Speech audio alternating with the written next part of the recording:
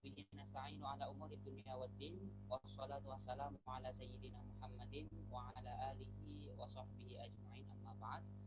Alhamdulillah, pertama-tama marilah kita panjatkan puja dan puji syukur kehadirat Allah Subhanahu wa taala yang telah memberikan kita nikmat berupa nikmat iman, nikmat Islam, nikmat ihsan dan tak lupa nikmat kesehatan badan, sehingga pada malam yang penuh barakah ini kita bisa bertatap muka untuk menikmati camilan yang nanti akan disajikan oleh Ustadz Mukhlisin.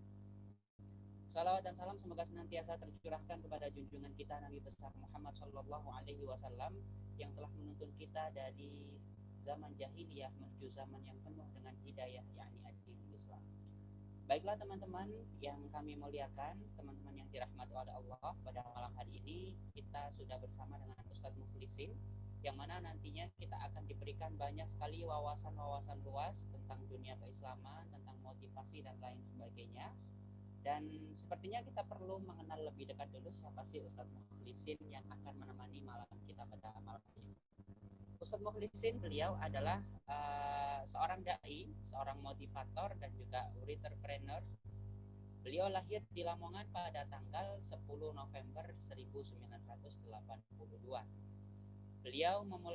Beliau pernah mengenyam pendidikan di Universitas Muhammadiyah Gresik, S1 Pendidikan Agama Islam. Kemudian beliau juga pernah belajar di Teknik Informatika Untak Surabaya. Pengalaman profesi beliau pernah menjabat sebagai Cost Accounting PT UBS Surabaya. Kemudian beliau juga pernah menjadi PNS Pemda Kabupaten Gresik. Kemudian beliau adalah seorang owner Beda Media Group sekaligus owner Indo Gamis. Pengalaman organisasi Ustadz Mukhlisin, beliau pernah menjabat sebagai Ketua Umum UKMKI Untak Surabaya. Kemudian beliau juga pernah menjadi seorang sekretaris HIMAFAI Universitas Muhammadiyah Gresik. Beliau juga merupakan sekretaris Yayasan Al-Ummah. Dalam dunia kepenulisan, beliau menjabat sebagai pembina FLB Gresik. Kemudian beliau juga merupakan Kordiv Jaringan Cabang Forum Lingkar Pena Jawa Timur. Sekaligus beliau adalah pembina IKADI Gresik. Nah, itu sekilas tentang Ustadz Mukhlisin, pemateri kita pada malam hari ini yang akan menemani kita sekaligus menyuguhkan kepada kita camilan yang akan sangat bermanfaat sekali untuk kita pada malam hari ini. Nah, teman-teman yang dirahmati oleh Allah, saya di sini selaku MC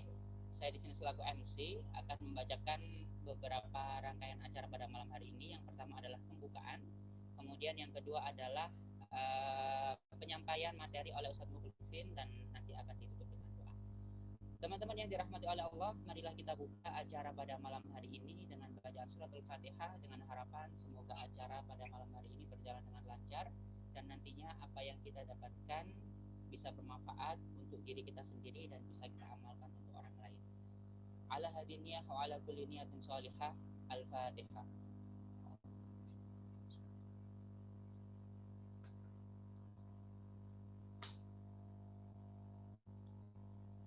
Terima kasih kami sampaikan.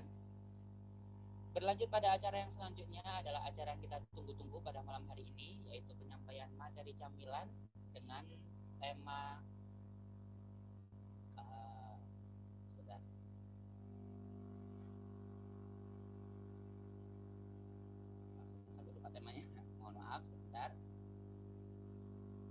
dengan tema bersiap dengan hal besar.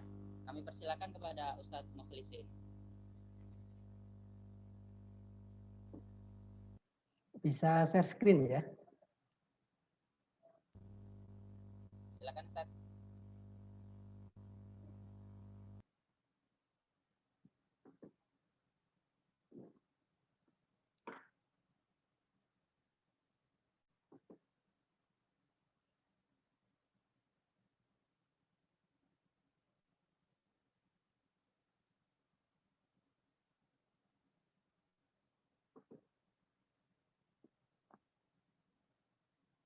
Assalamualaikum warahmatullahi wabarakatuh.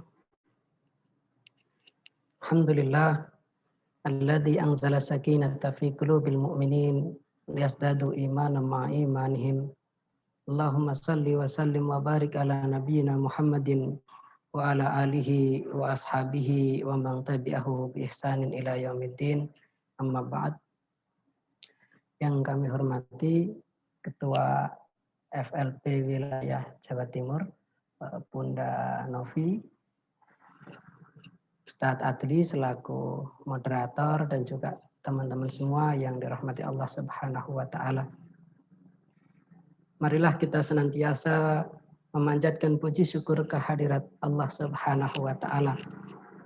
Kita telah melewati tahun 2020 dan malam ini adalah malam pertama tahun 2021.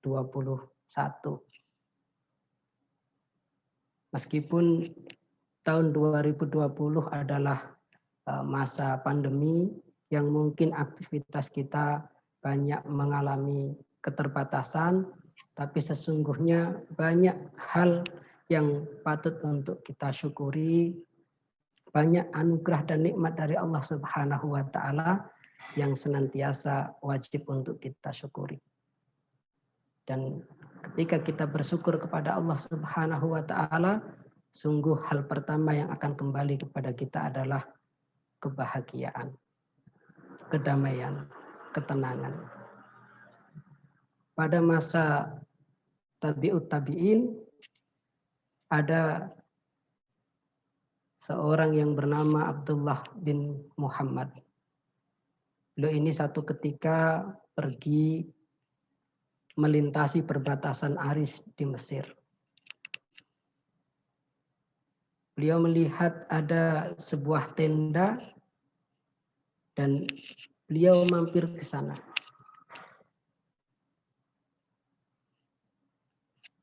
Sejenak mungkin untuk istirahat, untuk barangkali melepas dahaga. Ketika beliau tiba di tenda itu, dilihatnya penghuninya hanya satu orang. Orang yang sudah tua, tangannya buntung, kakinya buntung, dan dia tidak bisa melihat, dia buta. Terbaring, sepertinya sedang sakit, lalu dihampiri, ditanya. Yang istimewa adalah terdengar dari laki-laki tua ini, dia mengatakan, Alhamdulillah alladzi faddalani ala katsirin minan nas. Segala puji bagi Allah yang telah menganugerahkan kepadaku, mengutamakan dan membuat aku menjadi lebih baik dari kebanyakan orang. Abdullah bin Muhammad bertanya, Pak, apakah engkau tinggal di sini sendirian? Tidak, saya tinggal bersama dengan anakku yang bungsu. Usianya masih 14 tahun. Tinggal dia satu-satunya keluargaku karena istriku sudah meninggal. Anak-anakku yang lain semuanya sudah meninggal. Tinggal aku berdua dengannya. Lalu engkau tadi mengucapkan apa, Pak? Aku mengucapkan, Alhamdulillah alladzi faddalani ala katsirin minan nas. Segala puji bagi Allah yang telah menjadikanku lebih baik dari kebanyakan manusia. Kenapa engkau sampai mengatakan demikian? Sementara engkau terlihat banyak keterbatasan.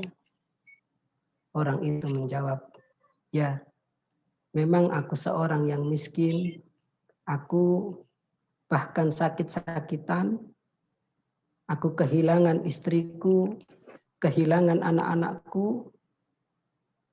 Aku juga tidak bisa melihat, tangan dan kakiku sudah tidak utuh lagi. Tetapi bukankah Allah Subhanahu wa Ta'ala masih memberiku lisan yang berzikir dan akal yang berpikir? Bukankah ini adalah nikmat yang Allah karuniakan kepadaku dan tidak banyak orang yang memilikinya? Abdullah bin Muhammad terhenyak mendengar kata-kata itu, dan mereka berdua melanjutkan dengan perbincangan yang lain. Beberapa saat kemudian orang tua itu ingat anaknya belum pulang. Bisakah engkau mencarikan anakku?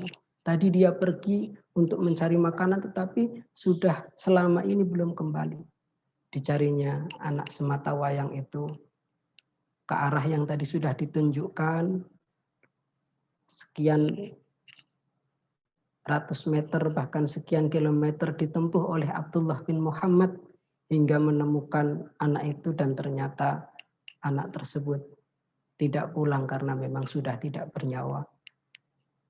Dia tewas diterkam oleh serigala. Setelah itu kemudian dia kembali lagi mengatakan kabar duka itu kepada ayahnya. Apa yang terjadi dengan anakku? Pak, engkau pasti sudah pernah mendengar kisah Nabi Ayub. Ketika dia diuji dengan kemiskinan, apa yang dilakukan oleh Nabi Ayub? Dia bersabar. Ketika Nabi Ayub kemudian diambil satu persatu putra beliau, apa yang dilakukan oleh Nabi Ayub? Beliau bersabar. Demikian pula Pak dengan anakmu yang tinggal satu-satunya ternyata saya temukan sudah tiada. Apa yang terjadi dengan orang tua tadi? Dia tidak mengeluh, dia tidak berduka berlebihan. Setelah mengucapkan inna lillahi wa inna ilaihi raji'un, dia kemudian mengatakan, segala puji bagi Allah yang tidak meninggalkan seorang keturunan pun yang bermaksiat kepadanya, sehingga aku tidak khawatir kalau keturunanku masuk neraka. Setelah itu dia menghembuskan nafas panjang dan menyusul putra bungsunya meninggal dunia. Inna lillahi wa inna ilaihi raji'un. Abdullah bin Muhammad tentu saja sedih. Lalu tidak lama kemudian ada 4 orang penunggang kuda yang tiba di tempat itu. Apa yang terjadi? Ini penghuni tenda ini baru saja meninggal dunia. Sudah ditutup jenazahnya oleh Abdullah bin Muhammad. Apakah engkau tidak mengenal siapa dia? Tidak, aku baru saja bertemu hari ini dan ternyata dia meninggal dunia. Orang tersebut kemudian membuka penutup jenazahnya, kain kafannya. Dilihatnya wajah Pak tua tadi, ternyata wajahnya tersenyum, demikian indahnya. Dan salah seorang dari 4 penunggang kuda itu mengenali. Subhanallah, ternyata dia adalah Abu Kilabah. Siapa? Beliau adalah sahabatnya Ibnu Mas'ud. Teman-teman semua, kita mungkin kadang-kadang suka begitu ya, mengeluh ketika mendapatkan satu kondisi yang tidak sesuai dengan keinginan kita. Termasuk mungkin kemarin ketika menghadapi tahun 2020, ada pandemi, sebagian kita kehilangan kebebasan untuk bepergian. Sebagian kita mungkin kehilangan sebagian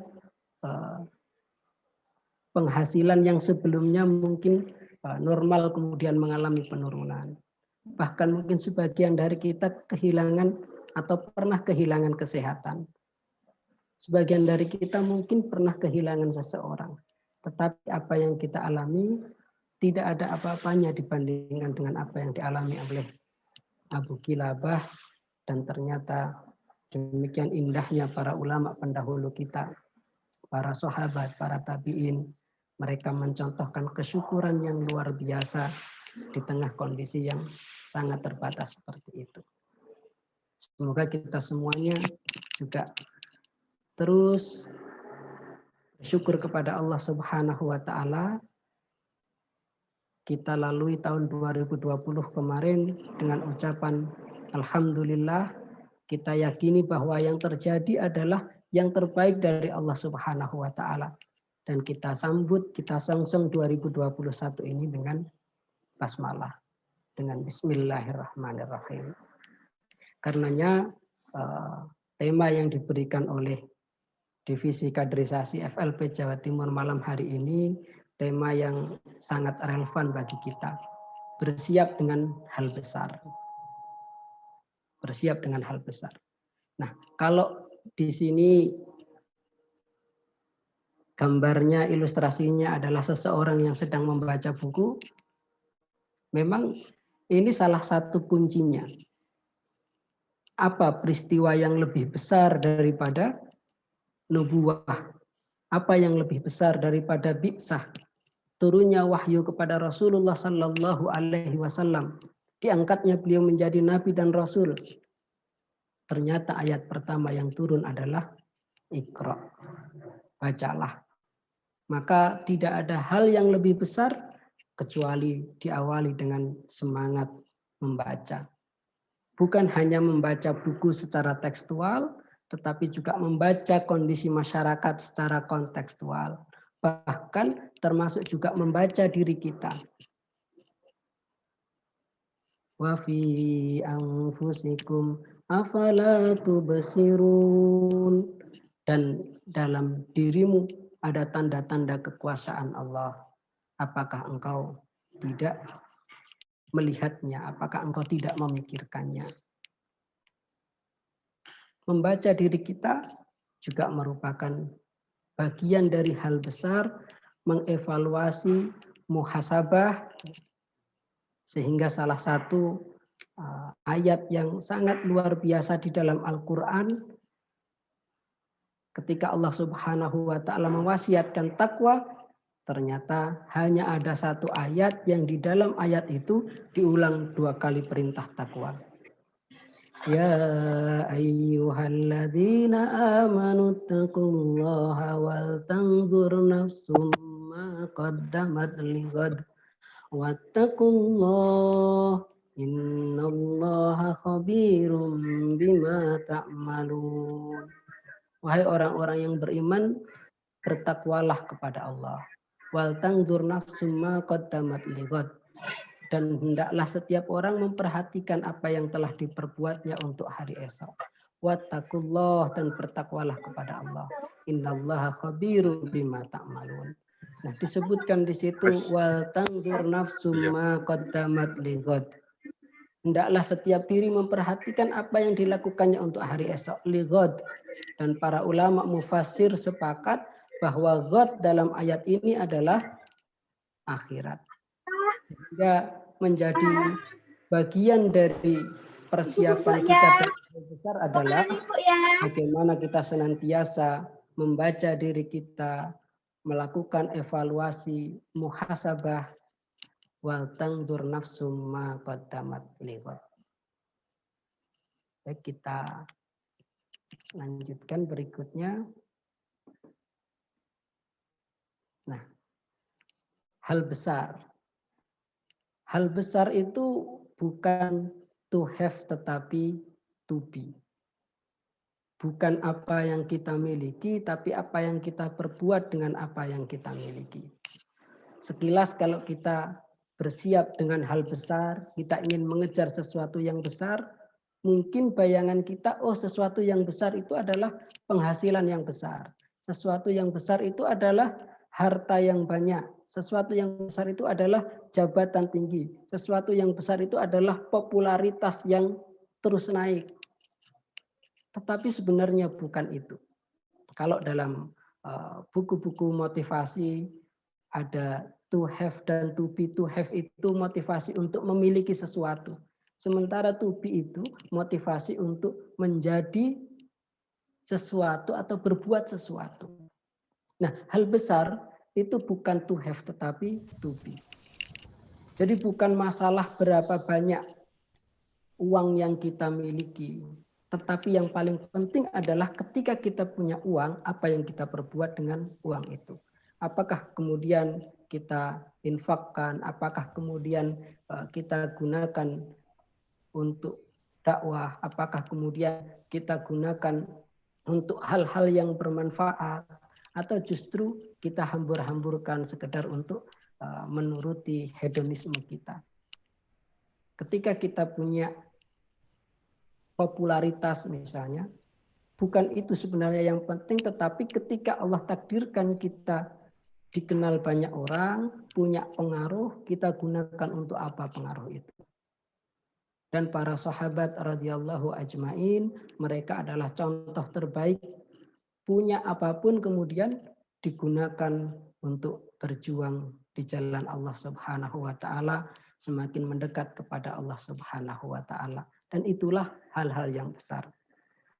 Punya harta, kita lihat bagaimana Utsman bin Affan pernah membiayai sebuah jihad dengan menyediakan 300 ekor unta lengkap beserta dengan peralatannya.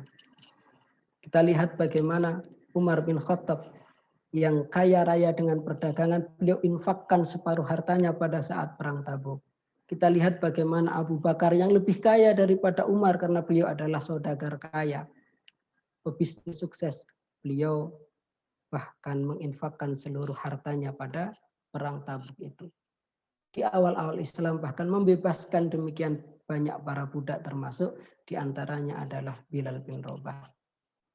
Dan contoh terbaik Rasulullah Sallallahu Alaihi Wasallam, bagaimana beliau setiap ada harta, setiap ada kekayaan yang beliau terima, tidak menunggu 24 jam pasti dihabiskan oleh Rasulullah Sallallahu Alaihi Wasallam, diberikan kepada sahabat-sahabat yang membutuhkan, penduduk Madinah yang duafa. Gitu.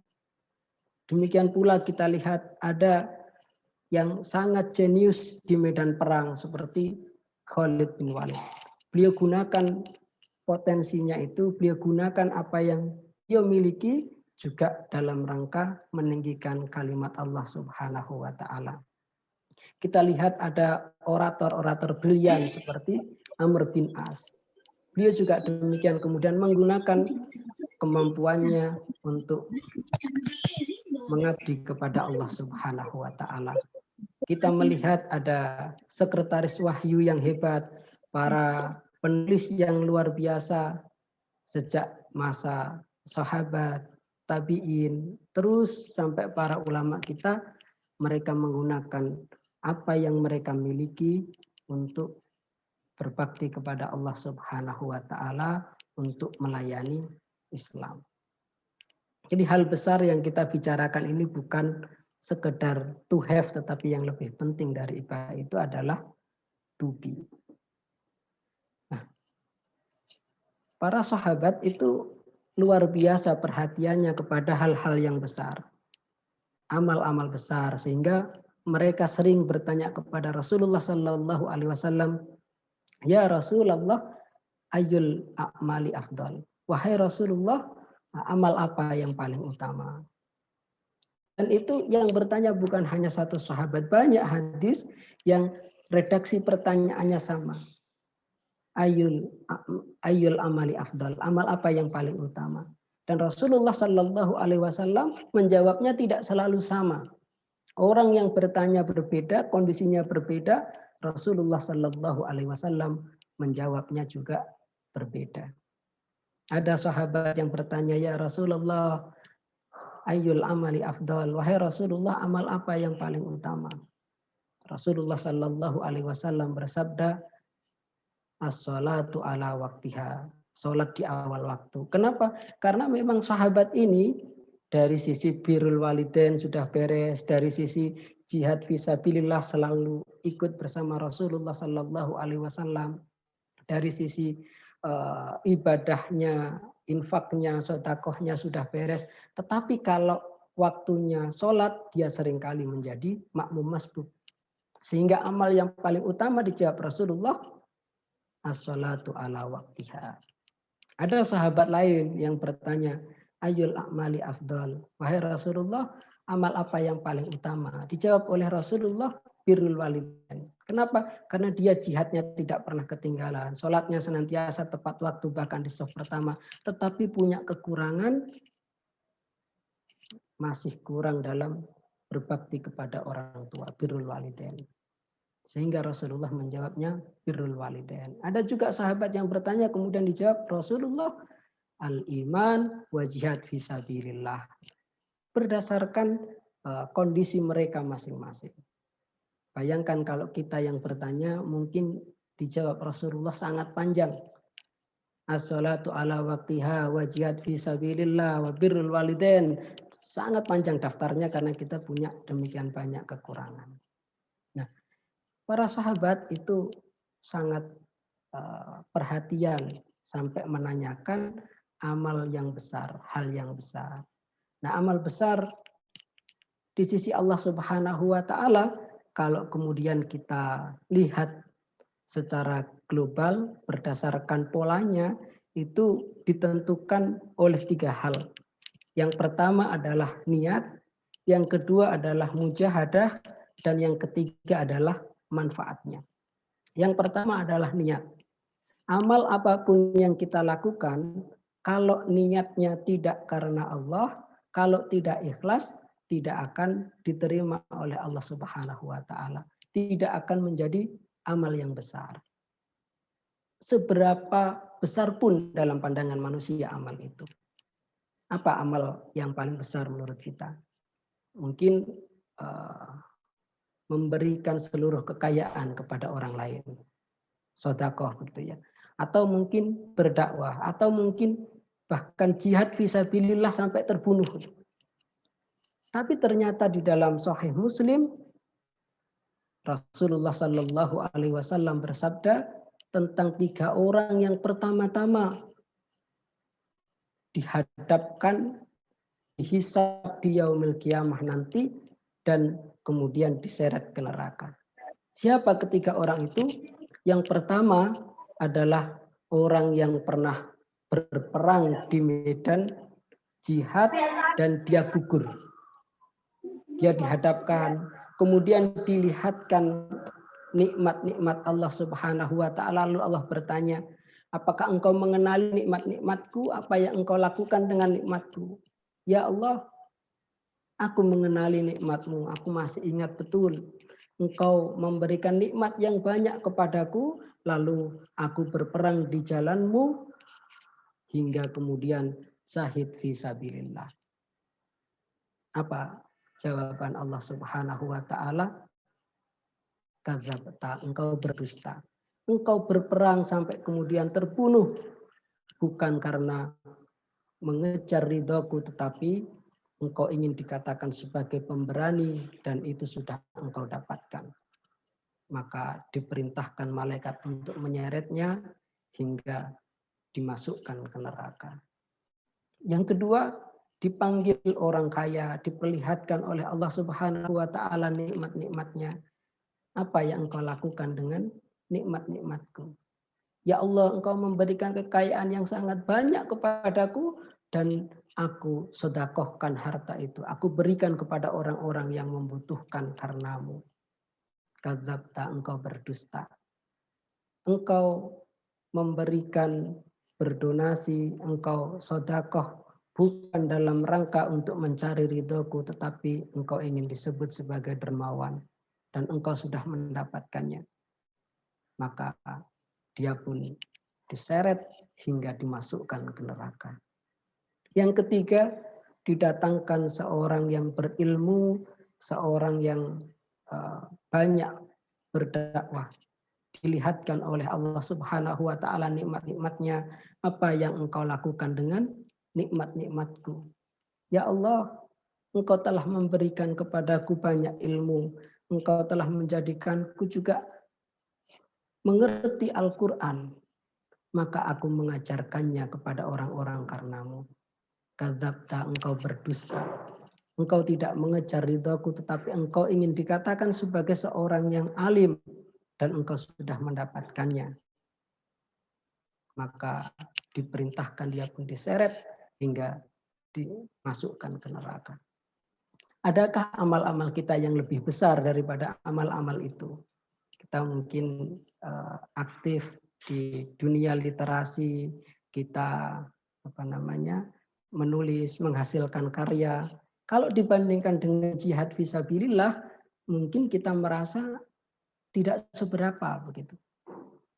Maka kalau jihad fisabilillah, mengorbankan demikian banyak harta hingga nyawa, termasuk juga yang tadi berdakwah kemana-mana, semuanya bisa ditolak oleh Allah Subhanahu wa Ta'ala, bahkan kemudian semuanya masuk neraka karena tidak ikhlas. Nah, bagaimana dengan amal kita yang tidak seberapa dibandingkan dengan mereka? Karenanya saya mengingatkan diri saya pribadi dan juga kita semuanya, terus kita jaga niat kita agar hanya karena Allah Subhanahu wa Ta'ala. Kita jaga agar niat kita dalam melakukan apapun, termasuk aktif di organisasi, termasuk kemudian kita menulis, termasuk kemudian kita membantu orang lain, dakwah bil qalam, semuanya karena Allah Subhanahu wa Ta'ala. Kalau malam ini atau tahun 2020 mungkin ketika kita berkarya, ketika kita menulis, ketika kita melakukan sesuatu masih belum ikhlas, kita upayakan mulai malam hari ini kita ikhlaskan karena Allah Subhanahu wa Ta'ala. Karena hanya dengan itulah amal kita akan diterima dan amal kita akan menjadi besar nilainya di sisi Allah. Kalau kita ikhlas, kalau kita mengejar cintanya Allah Subhanahu wa Ta'ala, maka amal sekecil apapun akan menjadi amal besar. Tidak ada perbuatan kecil yang dilakukan dengan kecintaan yang besar kepada Allah. Jadi yang pertama, agar amal kita menjadi amal besar di sisi Allah, kita pastikan niat kita ikhlas. Semakin kita ikhlas, semakin besar amal kita di sisi Allah Subhanahu wa Ta'ala. Yang kedua adalah mujahadah. Amal besar itu akan dinilai oleh Allah Subhanahu wa Ta'ala berdasarkan mujahadah kita, berdasarkan kesungguhan sejauh mana kesulitan ikhtiar kita. Karenanya kemudian di dalam kaidah fikih ada al-ajru ala qadril masyaqqah. Pahala itu diperoleh berdasarkan tingkat kesulitan dalam mengerjakannya. Semakin kita benar-benar serius mujahadah kita, insya Allah semakin besar nilai pahala kita. Semakin besar nilai amal kita di sisi Allah Subhanahu wa Ta'ala. Dan bukan hanya itu, ketika kita sungguh-sungguh bermujahadah, sungguh-sungguh berjuang, sungguh-sungguh berikhtiar, insya Allah Allah akan mendatangkan pertolongannya. Walladzina jahadu fina lanahdiyannahum subulana. Dan kita lihat misalnya di FLP Jatim ini, insya Allah juga akan kita temukan seperti itu. Ketika para pengurusnya, apalagi ketuanya benar-benar bersungguh-sungguh kepada Allah Subhanahu wa Ta'ala, ikhtiar perjuangannya kita lihat mulai dari kemarin ada saja pertolongan Allah Subhanahu wa Ta'ala. Itu memang bagian dari janji Allah, walladzina jahadu fina lanahdiyannahum subulana. Ada seorang ulama namanya Muhammad bin Yasin, beliau ini mengerjakan haji begitu ya. Ketemu dengan seseorang yang sudah tua. Lalu dia ditanya oleh orang tua ini, min aina ji'ta, engkau dari mana? Muhammad bin Yasin menjawab, aku dari satu negeri yang butuh perjalanan 3 bulan untuk sampai ke Mekah. Ternyata orang tua itu tertawa, kalau begitu engkau masih tetangganya Ka'bah. Bayangkan 3 bulan perjalanan, tapi dulu perjalanannya jalan kaki atau naik unta begitu. Beliau kemudian bertanya, min aina ji'ta, lalu engkau dari mana? Saya berasal dari negeri yang butuh waktu 5 tahun untuk sampai ke Mekah. Bisa kita bayangkan, perjalanan 3 bulan itu dianggap oleh orang tua ini tetangganya Ka'bah. Karena ternyata beliau itu datang dari negeri yang sangat jauh, butuh waktu 5 tahun. Ini dengan jalan kaki. Kalau kita baca tahun 2019 atau 2018 ya, di berita yang cukup viral itu, ada seorang dari Maroko yang naik haji dengan jalan kaki gitu ya. Itu butuh waktu 3 tahun untuk sampai ke Mekah. Artinya ini lebih jauh lagi, butuh waktu 5 tahun. Nah, para pendahulu kita demikian luar biasa mujahadahnya dalam melakukan ketaatan. Untuk pergi haji saja sampai ada yang 5 tahun. Gitu. Dan kata dia kepada Syekh Muhammad, teman saya ini lihatlah dia. Dulu dia berangkat itu masih muda, sampai di Mekah sekarang sudah tua. Gitu. Karena 5 tahun perjalanan. Gitu. Karenanya kemudian ketika malam hari ini misalnya teman-teman ada yang sebenarnya kuotanya sudah tinggal sedikit begitu ya. Tapi kemudian tetap berusaha dipaksakan untuk ikut Zoom kajian kita pada malam hari ini. Nah, semoga pahalanya semakin besar. Al-ajru ala qadril masyaqqah. Di antara teman-teman mungkin ada juga yang ketika menjadi pengurus FLP sebenarnya banyak kendala, tetapi tetap berusaha berikhtiar menunaikan amanah. Semakin besar ikhtiar semacam itu, insya Allah pahalanya semakin besar di sisi Allah Subhanahu wa Ta'ala. Al-ajru ala qadril masyaqqah. Demikian pula ketika kita menulis, gitu ya. Kita berupaya untuk menghasilkan karya terbaik. Meskipun dengan susah payah, ada yang tidak punya laptop, kemudian dengan sangat gigih menulis dengan menggunakan HP yang tentu saja kesulitannya lebih besar daripada laptop karena dia nggak punya laptop. Insya Allah dengan mujahadahnya itu pahalanya akan semakin besar. Al-ajru ala qadril masyaqqah. Yang ketiga teman-teman sekalian, amal besar itu ditentukan oleh manfaatnya. Semakin bermanfaat amal itu, maka semakin besar nilainya di sisi Allah Subhanahu wa Ta'ala. Sebagaimana sabda Rasulullah Sallallahu Alaihi Wasallam, khairun nas anfa'uhum linnas. Sebaik-baik manusia adalah yang paling bermanfaat bagi manusia lainnya. Sehingga dalam kesempatan yang poin ini itu kalau dalam organisasi artinya ketika perannya semakin sentral, amanah tanggung jawabnya semakin besar, insya Allah amalnya juga menjadi amal yang lebih besar. Sehingga antara seorang ketua wilayah dengan ketua cabang, kalau dari poin manfaat, insya Allah amal ketua wilayah menjadi lebih besar di sisi Allah Subhanahu wa Ta'ala. Asalkan tadi niatnya ikhlas, mujahadahnya juga benar-benar luar biasa begitu. Maka poin manfaatnya lebih banyak. Dan ini juga kemudian memotivasi kita kalau kita menghasilkan karya, niatnya sudah sama-sama ikhlas, perjuangannya juga sama-sama berjuang penuh dengan pengorbanan, maka yang manfaatnya lebih banyak dirasakan oleh orang lain, maka dia akan menjadi amal yang lebih besar dalam pandangan Allah Subhanahu wa Ta'ala.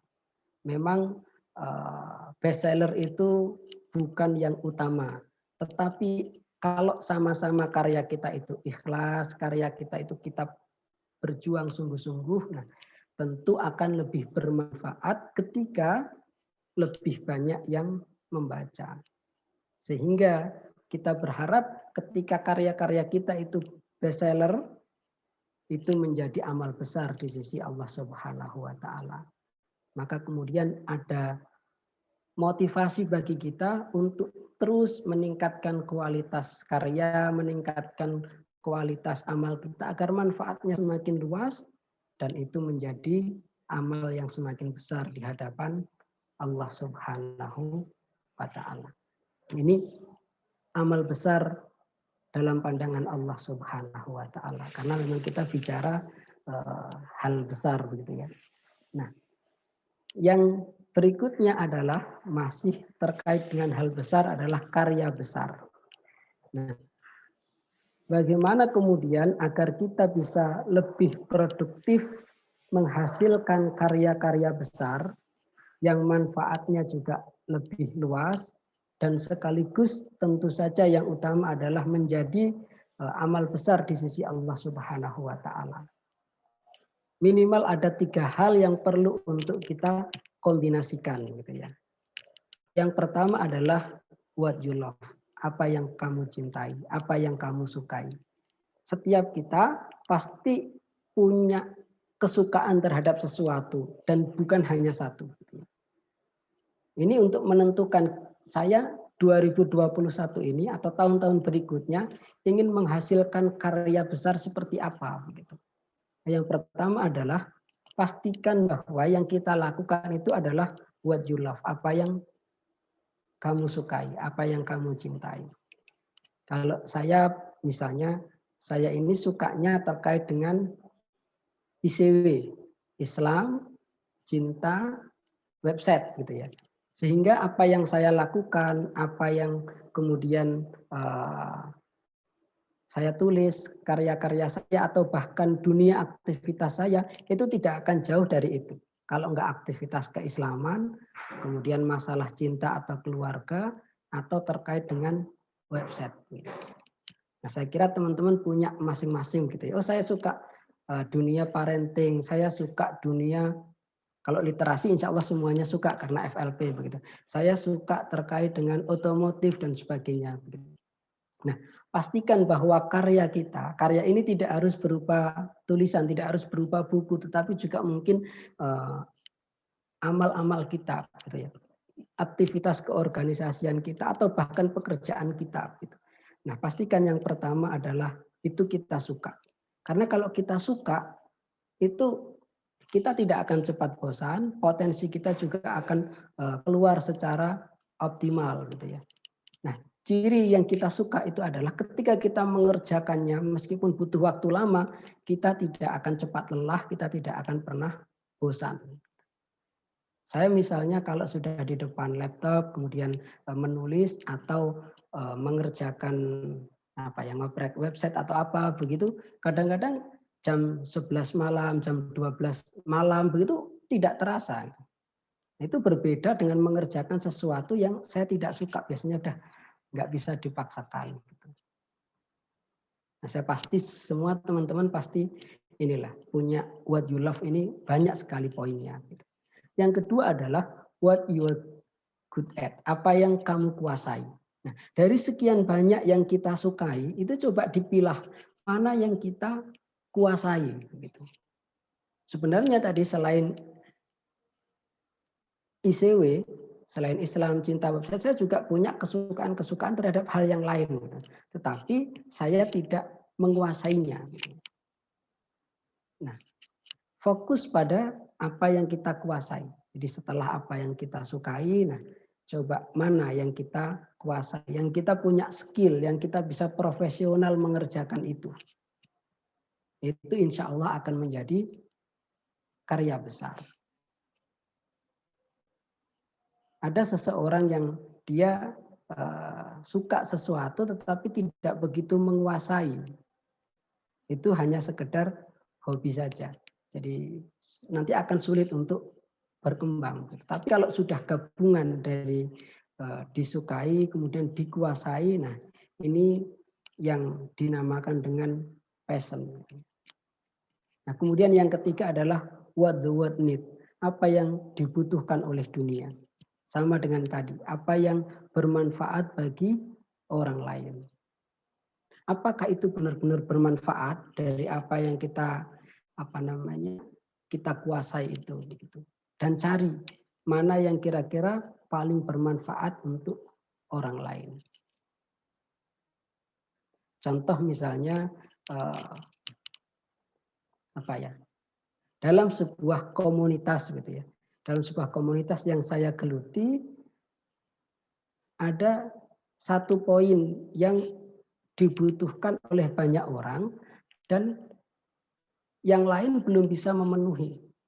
Apa itu terkait dengan kepenulisan. Makanya saya bersyukur sekali bergabung dengan FLP yang kemudian saya bisa terasah dalam kepenulisan. Kalau yang dakwah dengan lisan, ceramah begitu banyak. Tetapi yang dakwah dengan tulisan di komunitas saya ini tidak banyak begitu. Nah, itu yang termasuk what need, apa yang dibutuhkan oleh dunia, apa yang dibutuhkan oleh orang-orang di sekitar kita yang umumnya belum terpenuhi oleh orang lain. Rasulullah Shallallahu Alaihi Wasallam itu mengibaratkan beliau karena saking tawaduknya begitu ya. Bangunan sejarah Islam atau beliau mengatakan para nabi itu seperti bangunan batu bata. Sebuah dinding yang sudah rapi, bangunannya sudah rapi, tetapi ada satu batu bata yang belum terpasang, ada satu sisi yang masih lubang. Nah, akulah batu bata itu yang kemudian menjadikan bangunan itu sempurna. Inilah yang seharusnya semangat kita miliki begitu ya. Kita kalau aktif di satu organisasi misalnya atau satu komunitas begitu ya, atau di sebuah masyarakat, apa yang dibutuhkan oleh orang lain tetapi belum terpenuhi. Nah, coba kita masuk ke situ. Kalau ini adalah yang kita sukai, yang kita kuasai, dan ternyata dibutuhkan oleh banyak orang lain, nah disitulah akan menjadi karya besar kita. Karenanya kemudian kita melihat di dalam sejarah Islam ada orang-orang yang luar biasa.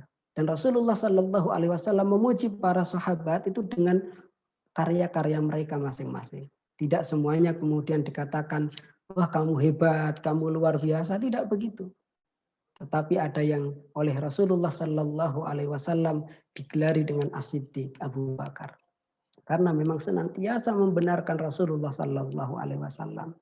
Ada yang Rasulullah gelari dengan Al-Faruq yang membedakan antara yang hak dengan yang batil. Sampai saking tegasnya Umar, setan saja menjauh dari Umar. Ketika Umar lewat satu jalan, setan tidak berani papasan, dia akan mencari jalan yang lain. Rasulullah Shallallahu Alaihi Wasallam menyebut keistimewaan sahabat itu satu persatu dengan karyanya masing-masing. Ada yang disebut dengan Hawari Rasulullah, ada yang disebut dengan penjaga rahasia Rasulullah Shallallahu Alaihi Wasallam, ada yang disebut dengan alimnya para sahabat, fakihnya para sahabat, ada yang disebut dengan ahli takwil Al-Quran, sesuai dengan karya-karya besar mereka. Demikian pula berikutnya nanti kita lihat ada nama-nama besar yang sampai sekarang kita ingat dan mungkin sampai hari kiamat nanti akan senantiasa disebut. Ahli sosiologi Islam misalnya Ibnu Khaldun. Yang saat itu memang belum ada pakar sosiologi di dalam Islam. Nah, Ibnu Khaldun kemudian membuat buku tetapi justru yang paling terkenal adalah pembukaannya, pendahuluannya. Makanya disebut dengan Muqaddimah Ibnu Khaldun dan itu menjadi buku induk sosiologi Islam sampai dengan sekarang. Kedokteran, kita mengenal Ibnu Sina, namanya abadi sampai sekarang. Bahkan kalau di Gresik itu rumah sakitnya namanya Rumah Sakit Umum Daerah Ibnu Sina. Karena beliau karya besarnya di bidang kedokteran dan bukunya sampai sekarang Al-Qanun itu dijadikan rujukan dasar kedokteran di Barat. Yang namanya kemudian kalau di Barat disebut dengan The Canon. Nah, orang-orang besar yang kita kenal dengan karya-karya besar, mereka pasti tidak akan lepas dari what you love, what you good at, sama what the world need. Kalau ditambah satu lagi dalam masalah profesi, itu adalah what you pay for. Kamu menghasilkan penghasilan atau dibayar dalam hal apa begitu. Nah, itu bisa kita tambahkan dalam profesi yang kita pilih gitu. Sehingga profesi yang kita pilih pun tidak lepas dari apa yang kita sukai, apa yang kita punya skill kita kuasai dan apa yang dibutuhkan oleh orang lain gitu. Nah, yang berikutnya ini yang terakhir dan yang diminta secara khusus oleh divisi kaderisasi agar kita semuanya bisa bertumbuh menjadi lebih besar gitu ya. Ini bukan hanya badannya begitu ya, tetapi pertumbuhan pencapaian-pencapaian kita begitu. Yang pertama dimulai dari azam yang kuat. Ini ada 7 mungkin bisa kita singkat begitu ya. Kalau 7 ini kita singkat jadikan akronim. aksi pas. Yang pertama adalah azam yang kuat. Sehingga di tahun 2021 ini mulai kita tanamkan apa target kita, apa kalau dalam istilah yang disampaikan oleh kaderisasi itu resolusi. Jadi resolusi kita itu harus tertanam kuat, bukan sekedar keinginan tetapi benar-benar azam. Dan kita lihat orang-orang yang kemudian berhasil itu dimulai dari azam yang sangat kuat. Kita lihat contohnya misalnya Khalifah Umar bin Abdul Aziz. Beliau punya cita-cita. Sebelum menikah itu beliau menyebutkan satu nama. Ya Allah, saya ingin menikah dengan Fatimah.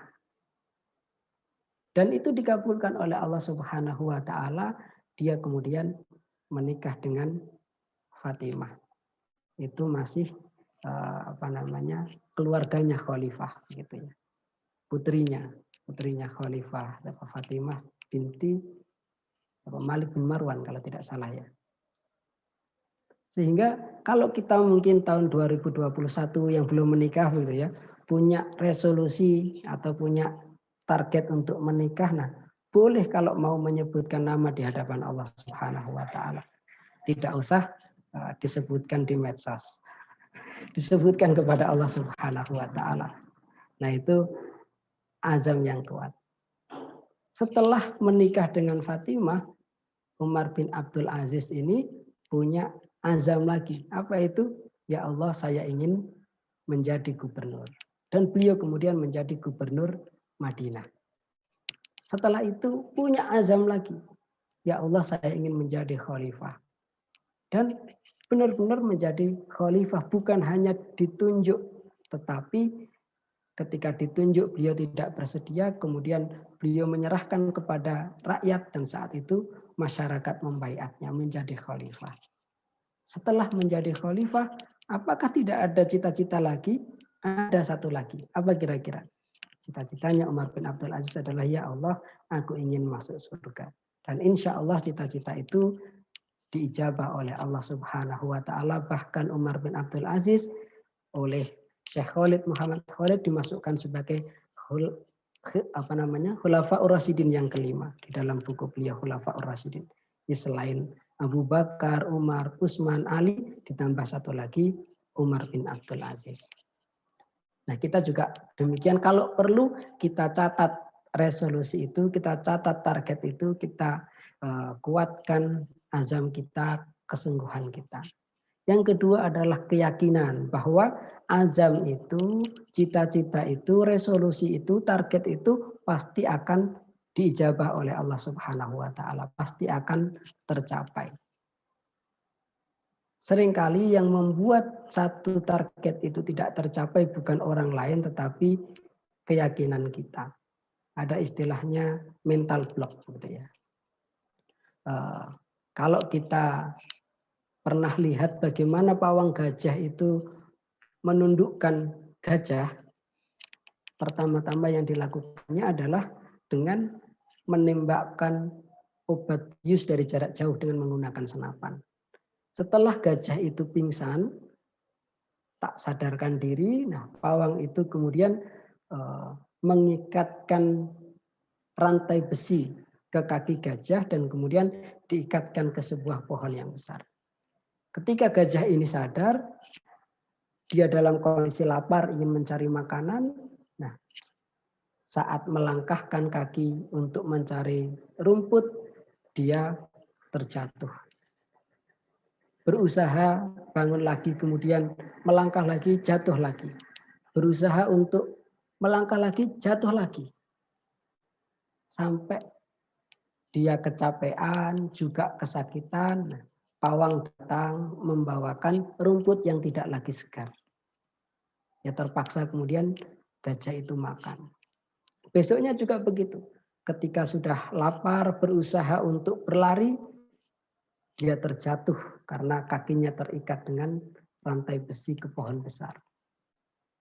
Lalu berulang pawang gajah membawakan rumput yang tak lagi segar. Nah, itu terus berulang beberapa hari sampai gajah ini punya satu keyakinan bahwa saya sekuat apapun berusaha lari tidak bisa lari. Saya bahkan jatuh, saya bahkan sakit. Akhirnya pawang itu mengganti rantai besi dengan seutas tali dan dia ikatkan ke tongkat yang ini atau pasak yang ditanam ke tanah. Sebenarnya sangat lemah tali itu, sangat lemah ikatan itu. Tetapi gajah sudah meyakini bahwa sekuat apapun dia berlari, dia akan terjatuh. Sia-sia saja tidak akan mendapatkan rumput segar. Nah, kita mungkin adalah manusia dengan kekuatan besar seperti gajah, tetapi karena ada mental block, saya nggak mungkin ini mencapai target ini, angel. Akhirnya kemudian ya semua potensi kita tidak bisa muncul, apalagi optimal, karena sudah terhambat. Nah, keyakinan. Kalau dalam bahasa hadis qudsi, ana inda dzanni abdi, aku sesuai dengan prasangka hambaku. Ketika kita berprasangka baik kepada Allah bahwa ini pasti akan tercapai, pasti dimudahkan oleh Allah, insya Allah tercapai. Tapi kalau kita sudah berprasangka buruk kepada Allah, kayaknya nggak mungkin tercapai, saya ini bisa apa, cuma begini aja, begitu. Apa bisa ini organisasi menjadi luar biasa, kayaknya teman-teman nggak ada yang mendukung begitu. Nah, kalau sudah mental block seperti itu ya prasangka kita kepada Allah tidak baik seperti itu ya tidak akan bisa tercapai. Kemudian kita senantiasa berdoa kepada Allah Subhanahu wa taala karena doa itulah senjata orang mukmin dan tidak ada doa yang tidak pernah ditolak oleh Allah Subhanahu wa taala. Semua doa akan dikabulkan oleh Allah Subhanahu wa taala.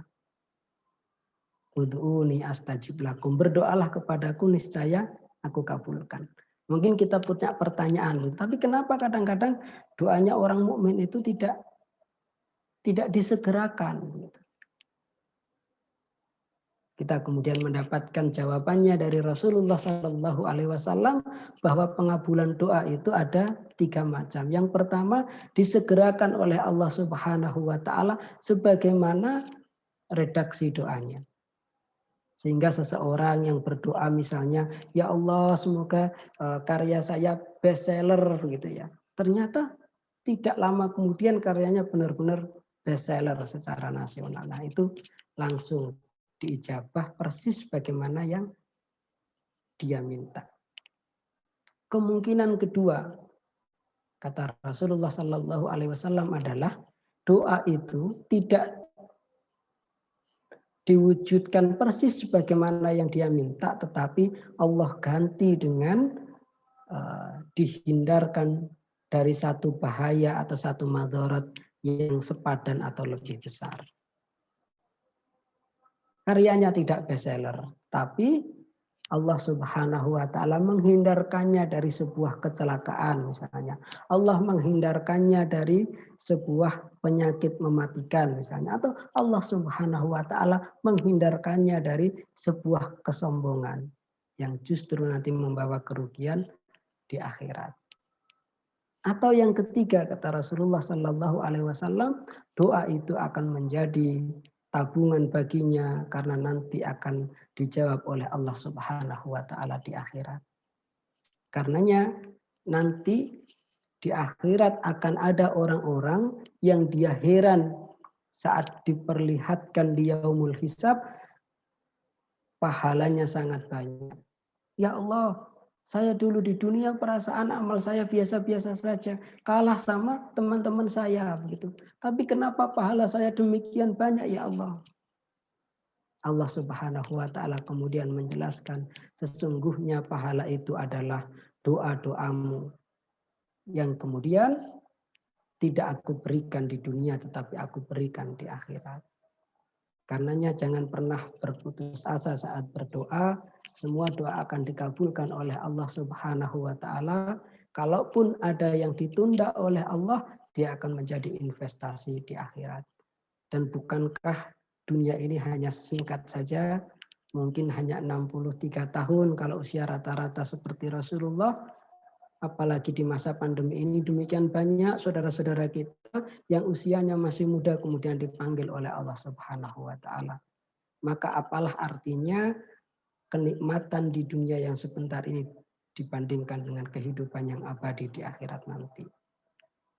Yang keempat adalah ikhtiar yang sungguh-sungguh. Nah, ini tadi mujahadah yang sudah kita jelaskan di awal tadi. Dalam pepatah Arab disebutkan manjadda wajada. Siapa yang sungguh-sungguh dia pasti akan berhasil. Karenanya ketika kita ingin mendapatkan atau berhasil dengan pertumbuhan besar, nah ikhtiar kita harus sungguh-sungguh. Kalau kita ingin menghasilkan karya besar, tidak mungkin bisa tercapai kalau kita tidak menyiapkan bekalnya dengan sungguh-sungguh. Ingin tulisan kita kemudian lebih berbobot, maka kita harus membaca lebih banyak. Kita ingin tulisan kita lebih bermanfaat bagi orang lain dengan kualitas yang lebih baik, maka kita harus lebih banyak lagi berikhtiar. Perbanyak membaca, perbanyak merenung, perbanyak kita berpikir, perbanyak kita traveling, perbanyak kita bergaul dengan lebih banyak orang. Nah, insya Allah akan mendapatkan hal-hal baru yang menjadi bahan dalam tulisan-tulisan kita. Yang kelima adalah pantang menyerah. Karena dalam perjalanan untuk mencapai satu cita-cita, mencapai satu target, termasuk di tahun 2021 ini, pasti akan ada rintangan, pasti akan ada kendala, pasti akan ada hambatan. Dan orang-orang yang pantang menyerah, merekalah yang akan sampai di tujuan. Ada pernah saya baca di bukunya siapa namanya, Napoleon Hill. Nah, itu paman beliau waktu itu di Colorado, Amerika Serikat, sedang musimnya orang menambang emas. Nah, pamannya Napoleon Hill ini kemudian menjual demikian banyak aset untuk ikut bisnis tambang emas. Ketika dia sudah mendapatkan tempat yang menurut perkiraan orang-orang di situ adalah tambang emas, begitu dia mulai menggali. Tapi sudah sekian lama sampai modalnya hampir habis, belum juga menemukan emas. Dia kemudian menyerah, semua peralatannya dijual. Nah, saat itu kemudian ada orang yang membeli. Nah, orang yang membeli ini meneruskan penggaliannya dan ternyata tinggal 3 kaki lagi menemukan tambang emas yang sangat besar. Nah, saat itulah kemudian pamannya Napoleon Hill ini menyesal, tapi itu dijadikan pelajaran yang sangat berharga. Dalam bisnis-bisnis berikutnya, dia tidak pernah menyerah. Sehingga akhirnya bisnisnya yang lain itu berhasil dan menjadi salah satu role model bagi Napoleon Hill. Kita mungkin juga demikian. Yang pebisnis misalnya ya, misalnya bisnis baju begitu, kemudian orang lain kok bisnis makanan dan berhasil, wah kayaknya yang sedang tren ini makanan, pindah makanan ternyata kemudian ini bisnis online digital gitu ya, akhirnya pindah lagi padahal belum berhasil, sudah menyerah gitu. Tapi orang-orang yang tekun, nah itu akan mendapatkan keberhasilan yang luar biasa. Kalau dalam dunia kepenulisan, nah internasional kita lihat siapa? J.K. Rowling itu ya, dengan Harry Potter-nya. Nah, itu awalnya sudah ditolak oleh sekian banyak penerbit. Yang mungkin juga menjadi inspirasi kita. Kalau kita ke penerbit mayor ditolak, penerbit mayor ditolak. Kenapa tidak kita terbitkan sendiri? Nah, kita jual sendiri, kita promosikan sendiri. Gitu. Itu menjadi bagian dari solusi. Yang keenam adalah attitude. Nah, masalah attitude ini sangat penting sampai ada orang diterima di satu perusahaan 80% itu karena intelektualnya. Tetapi orang gagal di satu perusahaan atau bahkan dipecat dari satu perusahaan 80% itu karena attitude-nya. Dan kita lihat para pemimpin yang berhasil, para tokoh yang kemudian sukses, itu attitude-nya pasti terjaga. Bagaimana kita bisa menghargai orang lain, bagaimana kita bisa bekerja sama bersinergi dengan orang lain. Dan yang terakhir, setiap pencapaian kita sekecil apapun itu perlu untuk kita syukuri. Kalau 2021 kita punya banyak target, nah setelah satu target tercapai kita bersyukur. Bahkan dalam perjalanan setiap hari pun kita senantiasa memperbanyak syukur kepada Allah Subhanahu wa taala. Bukankah kita diajarkan saat bangun saja itu yang pertama kita ucapkan adalah syukur kepada Allah Subhanahu wa taala. Dan janji Allah, la in syakartum la azidannakum. Jika kalian bersyukur, niscaya aku tambahkan nikmatku. Ini mungkin sharing, semoga menginspirasi kita dan juga mengingatkan saya. Dan 7 hal ini rangkuman dari buku saya yang pertama, 7 kunci mengakses sukses. Gitu ya. Jadi poinnya memang hanya 7 ini. Kalau disingkat menjadi aksi pas. Baik, insya Allah itu mungkin nanti bisa dilanjutkan dengan diskusi. Saya kembalikan kepada moderator, Ustaz Adli. Jazakumullah khairan. Assalamualaikum warahmatullahi wabarakatuh. Waalaikumsalam warahmatullahi wabarakatuh. Materi yang sangat luar biasa sekali, Masya Allah.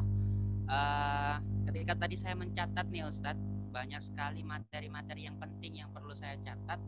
Saya pikir semua materi pada malam hari ini perlu untuk kita ketahui semua, perlu untuk kita catat dan juga kita aplikasikan dalam kehidupan kita. Karena memang kita harus bersiap untuk melakukan hal yang besar, mulai dari amal besar kita, kemudian karya besar, kemudian pertumbuhan besar. Ini yang paling spektakuler, tentang bagaimana kita harus berazam yang kuat, kemudian berdoa, kemudian berikhtiar dan lain sebagainya. Jadi mungkin itu tadi penyampaian dari Ustadz Mukhlisin yang sangat luar biasa, dan tentu sangat banyak sekali ilmu yang bisa kita dapatkan dari pemaparan Ustadz Mukhlisin.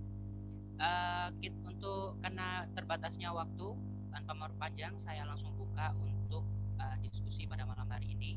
Barangkali ada yang ingin ditanyakan kepada Ustadz Mukhlisin, kita bisa sharing, kita bisa tanya kepada beliau. Kami persilakan mulai dari sekarang. Bisa ditulis di kolom komentar pertanyaannya. Sambil menunggu pertanyaan masuk, Ustadz Mukhlisin. Ini kita awali pertanyaan dari moderator, enggak apa-apa ya Ustadz ya? Enggak. Kalau saya sama Ustadz Mukhlisin ini, beliau senior saya di Kornikar Bena Gresik.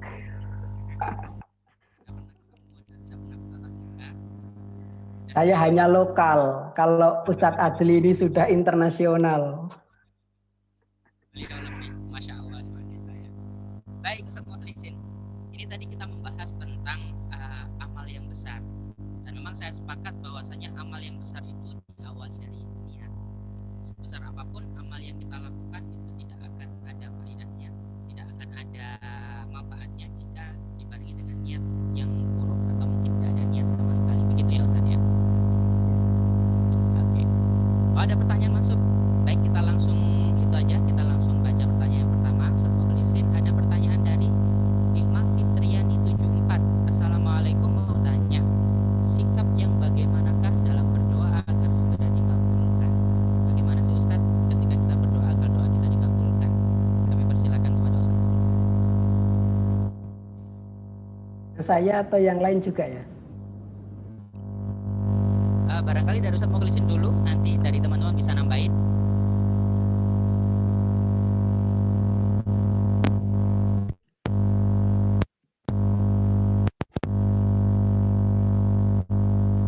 Semuanya.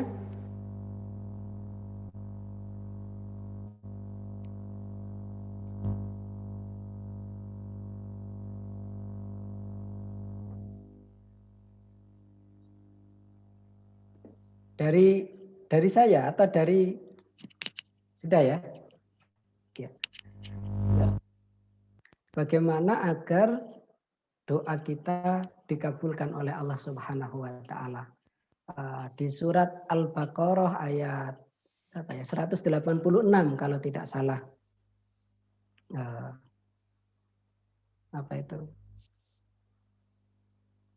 Ketika hambaku bertanya tentangku, jawablah aku dekat. Apa itu yang hafal ayatnya? Ujibu da'watad da'i idza da'an yastajibu li wal yu'minu bi la'allakum, apa lanjutannya? Tashkurun gitu ya. Wa idza sa'alaka ibadi anni fa inni qarib ujibu da'watad da'i idza da'an falyastajibu li wal yu'minu bi la'allakum tattaqun. Nah, ini dari siapa, Mas Kifan ya. Saya lupa bagian akhirnya. Tapi di situ Allah Subhanahu wa taala menjelaskan, dan ketika hambaku bertanya tentang aku, jawablah fa inni qarib. Sesungguhnya aku dekat. Ujibu da'watid da'i, ujibu idza da'an. Aku mengabulkan doa orang yang berdoa kepadaku. Fal yastajibuli, maka hendaklah orang yang berdoa itu memenuhi perintah-perintahku. Wal yu'minu bi, dan beriman kepadaku. Jadi kunci dari pengabulan doa diantaranya dua hal. Yang pertama adalah kita memenuhi perintah Allah Subhanahu wa taala, tentu saja menjauhi larangan Allah gitu ya. Jadi kalau Allah Subhanahu wa taala mewajibkan sesuatu, sholat, puasa, zakat, nah kita melaksanakan perintah-perintah Allah itu. Kalau Allah Subhanahu wa taala melarang sesuatu, mengharamkan sesuatu, kita jauhi. Nah, insya Allah itu menjadikan doa kita lebih mustajabah.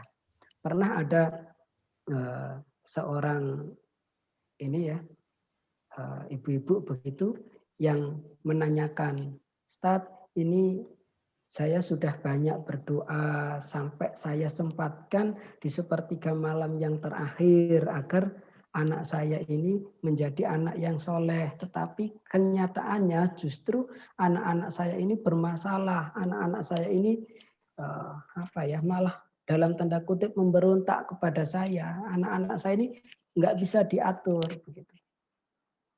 Kemudian Ustadz itu coba apa yang kira-kira belum terpenuhi begitu. Beliau kemudian menanyakan, "Bu, jenengan apakah pernah memberikan makanan haram atau subhat kepada anak-anak?" Nah, ibu tersebut menangis.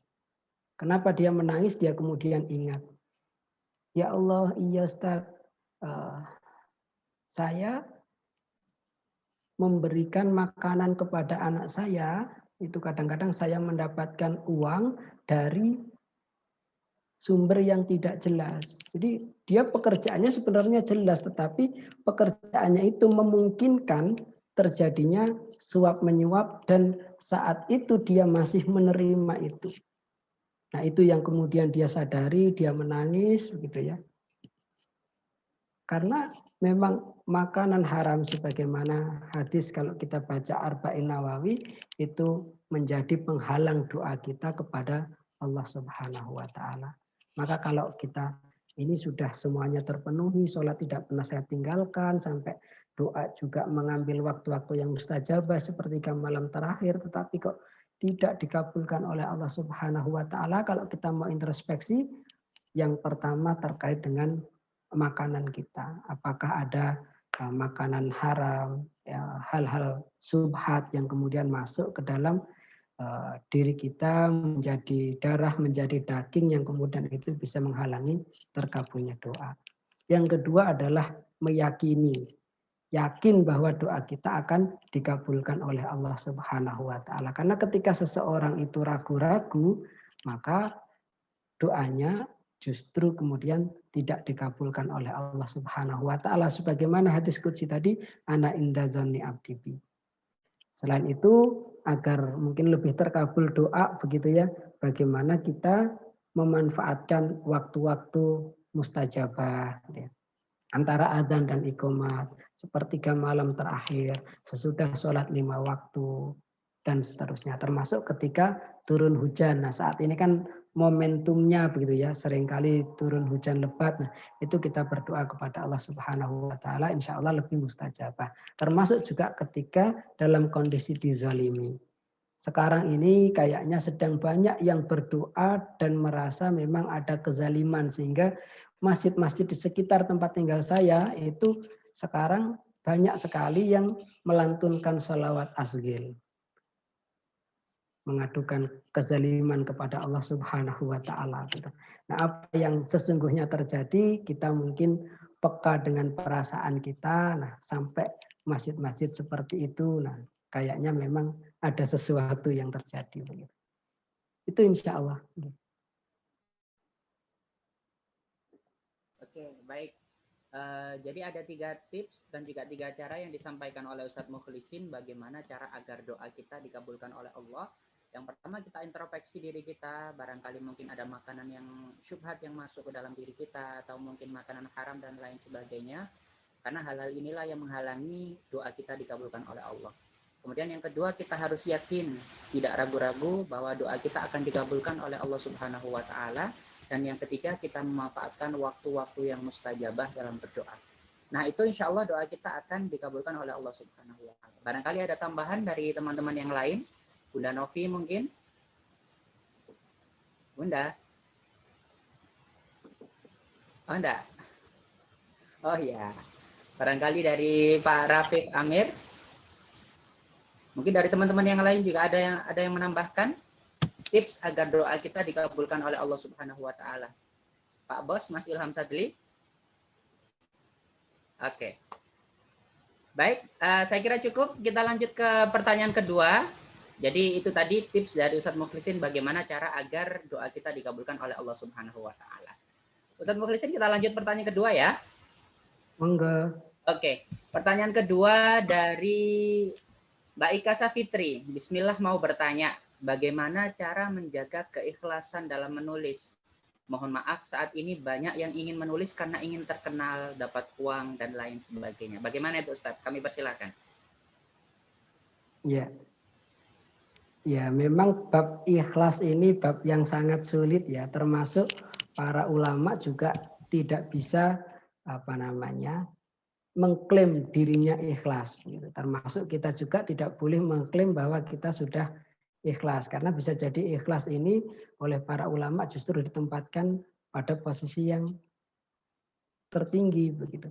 Sampai ada ulama yang mengatakan kalau aku tahu satu amalku saja itu sudah diterima oleh Allah Subhanahu wa taala, maka setelah itu aku lebih baik kemudian kalau Allah Subhanahu wa taala memanggilku. Karena demikian luar biasanya menjaga keikhlasan. Nah, kalau ada niatan-niatan yang lain bagaimana? Kalau kita ingin mendapatkan uang, nah aktivitas apapun sebenarnya itu ada konsekuensinya begitu ya. Kita bekerja itu pasti kan misalnya bekerja kemudian tidak digaji kan ya nggak mungkin begitu ya. Nah demikian pula kita atur seperti itu. Jadi saat kita bekerja kan tujuan utama kita bukan tujuan utama ya. Kita bekerja itu kan dalam rangka mencari ma'isyah juga gitu. Tapi kata Rasulullah Shallallahu Alaihi Wasallam ketika ada seorang sahabat, ada beberapa sahabat duduk bersama beliau setelah sholat subuh begitu ya di Masjid Nabawi, ada seorang laki-laki yang lewat di depannya. Laki-laki itu tubuhnya tegap perkasa, dia kemudian jalannya cepat, penuh semangat, gitu mau berangkat kerja. Nah, sahabat yang di dekat Rasulullah mengatakan, seandainya saja tubuh yang tegap dan semangat yang kuat itu digunakan untuk jihad fisabilillah. Apa jawaban Rasulullah Sallallahu Alaihi Wasallam? Beliau mengingatkan sahabat ini malahan, kalau dia bekerja dalam rangka untuk mencarikan nafkah agar dirinya tidak meminta-minta, fahuwa fisabilillah, dia berada di jalan Allah. Kalau dia bekerja dalam rangka memberikan nafkah kepada orang tuanya yang sudah renta, fahuwa fisabilillah, itu juga di jalan Allah. Kalau dia bekerja demi istrinya, demi menafkahi anak-anaknya, fahuwa fisabilillah, itu juga di jalan Allah. Tapi kalau dia bekerja dalam rangka untuk membangga-banggakan diri dan kesombongan, fahuwa fisabilis syaitan, maka dia berada di jalan setan. Jadi kalau kita bekerja kemudian dapat uang, itu bukan berarti tidak ikhlas gitu ya. Tapi tujuan utama kita itu untuk mencapai ridhonya Allah Subhanahu wa taala atau untuk mencari pujian manusia. Ini yang paling menentukan. Bahkan para ulama itu membedakan antara keikhlasan dengan niat kebaikan. Jadi seseorang melakukan satu amal, satu ibadah itu harus mencari ridha Allah, itu namanya ikhlas dan itu syarat diterimanya amal. Tapi untuk melipat gandakan pahala itu diperlukan niat lain yang lebih banyak. Contoh seseorang yang Ibnu Hajar Al-Asqalani rahimahullah, beliau menjelaskan misalnya ketika seseorang itu duduk di masjid. Nah, tentu agar diterima oleh Allah Subhanahu wa taala, dia harus meniatkan itu karena Allah, bukan mencari pujian manusia. Nah, tapi niat yang lain, bukan niat yang lain ya, di level berikutnya, kalau tadi itu katakanlah visi begitu ya, berikutnya adalah goalnya, saya duduk di sini dalam rangka satu iktikaf. Saya duduk di sini dalam rangka menunggu waktu sholat. Saya duduk di sini dalam rangka menghindari ghibah. Saya duduk di sini dalam rangka menghindari perbuatan tercela, menghindari perbuatan yang tidak bermanfaat. Nah, itu pahalanya akan semakin banyak. Ini yang mungkin tadi terlewatkan ya saat menjelaskan tentang niat. Nah, amal itu akan menjadi semakin besar saat niat kebaikannya semakin banyak. Maka ketika kita menulis, pertama, utamanya adalah mencari ridhonya Allah Subhanahu wa taala, bukan mencari pujian manusia. Itu yang pertama. Kemudian kita sertakan niat kebaikan yang banyak. Saya menulis agar potensi yang diberikan oleh Allah Subhanahu wa taala kepada saya tersalurkan sebagai bentuk syukur. Saya menulis agar memberikan inspirasi kepada orang lain. Saya menulis agar memotivasi orang lain. Saya menulis agar nanti bisa mendapatkan penghasilan untuk nafkah keluarga. Saya menulis agar nanti bisa hal-hal positif yang lain itu bisa didapatkan begitu. Yang membedakan adalah niat yang paling utama itu mencari ridha Allah atau mencari pujian makhluk. Nah, itu yang paling utama. Nah, itu yang perlu untuk kita jaga. Kalau kemudian menulis mendapatkan uang, kemudian menulis, kemudian mempengaruhi banyak orang untuk kebaikan, itu tidak bertentangan dengan keikhlasan insya Allah, tapi justru akan menambah pahala kebaikan. Masya Allah, ini satu ilmu baru lagi yang kita dapatkan malam hari ini, bahwa sebuah amal itu akan semakin besar jika kita perbanyak niat dalam aktivitas tersebut. Jadi kayak kita nulis, kita niatkan untuk mencari ridha Allah, kita juga mencari nafkah untuk keluarga, kita mencari apa dan lain sebagainya. Semakin banyak niat baik yang kita ucapkan, maka semakin besar juga amal yang kita lakukan. Seperti itu Ustaz ya. Jadi yang terpenting adalah niat. Bagaimana kita menata niat kita dalam aktivitas tersebut sehingga menjadikan kita menjadi golongan orang-orang yang ikhlas dalam melakukan amal tersebut. Ada tambahan barangkali dari teman-teman yang lain? Kalau kita lanjut pada pertanyaan yang terakhir pada malam hari ini. Kita lanjut ya. Oke, baik, kita lanjutkan. Ini pertanyaan yang ketiga, Ustadz, dari Pak Rafif Amir. Assalamualaikum. Masya Allah, Ustadz Rafif Amir. Oleh Pak Rafif Amir nih, Ustadz. Pembina Assalamualaikum, kita. Ustadz, mana yang perlu diprioritaskan antara amanah dan karya? Misalnya fokus menulis tapi nggak aktif dalam berorganisasi, ada pula yang aktif dalam berorganisasi tapi lupa berkarya. Nah, mana nih Ustadz yang perlu kita prioritaskan? Silakan Ustadz Mukhlisin. Iya. Ketika menjelaskan amal yang paling utama, Syekh Ibrahim itu menjelaskan di antara kaidahnya adalah memprioritaskan hal yang wajib daripada hal yang sunnah, gitu ya. Termasuk juga kalau kita baca fikih aulawiyatnya Syekh Dr. Yusuf Qardawi, insya Allah ada poin itu. Jadi kita memprioritaskan yang wajib daripada yang sunnah. Contoh ketika yang mudah begitu ya, sholat subuh dengan sholat tahajud. Nah, sholat subuh itu kan wajib begitu ya, sementara sholat tahajud itu sunnah. Jangan sampai gara-gara mengejar sholat tahajud kemudian sholat subuhnya malah tidak dikerjakan. Tetapi yang lebih utama tentu kalau dua-duanya bisa jalan. Nah, demikian pula ketika kita sudah menjadi pengurus, apalagi ada komitmen dari awal untuk aktif, amanah yang wajib kita kerjakan, nah, itu jangan sampai disia-siakan karena itu amanah yang wajib kita kerjakan. Sementara untuk karya itu target personal kita. Ya tentu yang lebih utama kalau dua-duanya jalan. Nah ini juga sekaligus mengingatkan kita, kadang-kadang kita salah membaca motivasinya para ulama, begitu ya.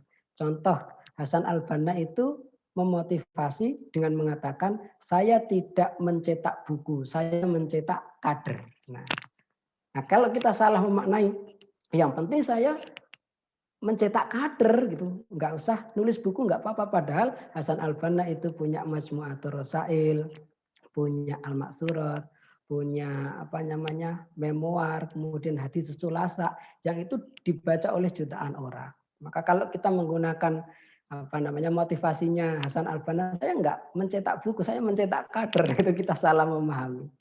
Demikian pula misalnya Imam Syafi'i rahimahullah, beliau mengatakan di antara nasihat Imam Syafi'i, belajar menghabiskan waktu untuk belajar itu lebih utama daripada menghabiskan waktu untuk ibadah sunnah, gitu ya. Nah kalau kita kemudian hanya melihat itu lalu kita yang penting saya membaca, gitu. Nggak perlu untuk sholat duha, nggak perlu untuk puasa sunnah, nggak perlu untuk sholat tahajud. Nah kita salah memahami. Kenapa? Karena Imam Syafi'i itu luar biasa, beliau sholat sunnahnya itu sampai demikian lama begitu ya. Kalau di jam kita mungkin ya dari jam 1 sampai menjelang subuh begitu. Nah kadang-kadang kita ini salah memahami motivasinya para ulama begitu. Nah ini juga mengingatkan saya secara pribadi begitu ya, karena mungkin dulu saya juga beranggapan begitu. Saya mencetak kader, tidak mencetak buku. Gitu. Tapi ternyata yang ngomong begitu bukunya banyak. Ya mungkin itu. Oke, baik. Terima kasih Ustaz Mukhlisin. Sepanjang materi kita dari awal sampai akhir tadi, saya perhatikan Bunda Novi serius sekali. Tapi ketika jawaban pertanyaan ketiga ini dijawab oleh Ustaz Mukhlisin, Bunda Novi tertawa, tersenyum, dan lain sebagainya. Sepertinya jawaban ini mewakili curhatan Bunda Novi untuk kita para pengurusnya terutama. Saya juga merasa tertohok dan juga tersindir dengan jawaban dari Ustaz Mukhlisin. Baik, terima kasih Ustaz Mukhlisin, jawaban yang sangat luar biasa sekali. Jadi kita harus mendahulukan mana yang wajib daripada mana yang sunnah. Taqdimul wajib ala sunnah. Apalagi jika kita sudah berkomitmen pada diri kita sendiri, begitu ya Bunda. Kita sudah berkomitmen untuk menjadi bagian dari pengurus Forum Lingkar Pena Jawa Timur, maka kita harus mendahulukan itu, kita harus all out dengan tugas yang sudah kita jadikan komitmen dari awal. Oke. Berarti tadi pertanyaan pembina itu aslinya nasihat untuk kita. Ya, nasihat untuk kita semua. Baik, mungkin itu Pak Rafif jawaban dari Ustadz Mukhlisin. Barangkali mungkin untuk pertanyaan ini saya berikan kesempatan untuk Bunda Novi untuk menambahi mungkin jawabannya. Cukup? Cukup Bunda? Cukup Ya? sampun, Ustadz Sampun. Asli. Terima kasih kepada Pak Pembina yang sudah memantik pertanyaan yang luar biasa. Dan ahlan wasalan sudah berkenan hadir di camilan malam ini. Walaupun tidak terlihat ya di layar. Ya itu saja. Oke, terima kasih Bunda Novi atas tambahannya dan juga kami ucapkan terima kasih jazakumullah kepada Ustadz Mukhlisin sudah berkenan meluangkan waktunya dan berbagi kebaikan kepada kita semua pada malam hari ini. Saya kira malam hari ini kita mendapatkan ilmu yang sangat luar biasa sekali dari Ustadz Mukhlisin, dari materinya, penyampaiannya yang runtut dan juga jawaban-jawaban atas pertanyaan pada malam hari ini. Baiklah teman-teman, pada malam hari ini karena kita sudah larut, marilah kita tutup acara pada malam hari ini. Sebelumnya saya ucapkan sekali lagi jazakumullah kepada Ustadz Mukhlisin. Semoga materinya bisa bermanfaat dan bisa kita amalkan dan menjadi amal jariah bagi Ustadz Mukhlisin khususnya. Amin. Ya Rabbal Alamin. Dan juga saya ucapkan terima kasih kepada teman-teman juga yang sudah meluangkan waktunya pada malam hari ini untuk join dan juga mendengarkan tentang kebaikan-kebaikan yang disampaikan oleh Ustadz Mukhlisin tadi. Baiklah teman-teman, marilah kita tutup acara pada malam hari ini dengan bacaan hamdalah bersama-sama, kemudian kita tutup dengan istighfar dan kita tutup dengan doa kafaratul majlis bersama-sama. Alhamdulillahirabbil alamin, astagfirullahaladzim, subhanallahumma wa bihamdika, asyhadu an la ilaha illa anta, astaghfiruka wa atubu ilaik. Wassalamualaikum warahmatullahi wabarakatuh. Terima kasih. Waalaikumsalam.